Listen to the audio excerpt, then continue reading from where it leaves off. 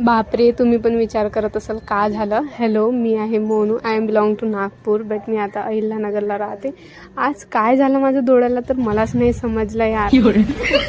असं वाटते मुंगी वगैरे चावली असेल, पण मुंगीला पण माझ्या डोळाच मिळाला का सांगा. है नाही, मुंगी चावली की काही पण चावेल तरी चालेल, पण तयारी नाही थांबली पाहिजे. फुल तयारी करूनच जाणार आपण. त्यानंतर मग मी निघाली जॉबसाठी. थोडी सॅड होती आज मी, कारण मला आज तब्येत चांगली नाही वाटत होती, कारण आज माझा डोळा इतका मोठा झाला होता ना, सुजला होता. पण मी व्हिडिओ तर पूर्ण बनवले. त्यानंतर मग मी निघाली. तर बघा, दुकान दाखवते मी तुम्हाला. तुम्ही बघितलं का दुकान कधी? नाही ना.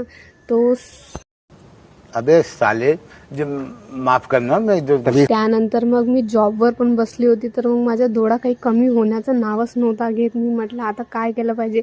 इतके पैसे वाचवण्याची कोशिश करते, पण मला डॉक्टरकडे जावंच लागेल यार. शिट.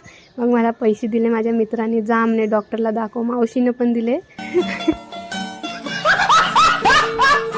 त्यानंतर मग मी ज्यूस वगैरे पिलं. मग मी रूमवर येत होती तर बघितलं, बापरे किती सारे नारळ तोडत आहे त्यांच्या घरी.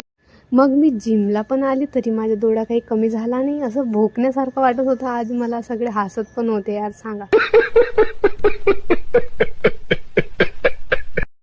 काय म्हणणार आहे. मग आम्ही थोडा टाइमपास वगैरे केला. थँक्यू.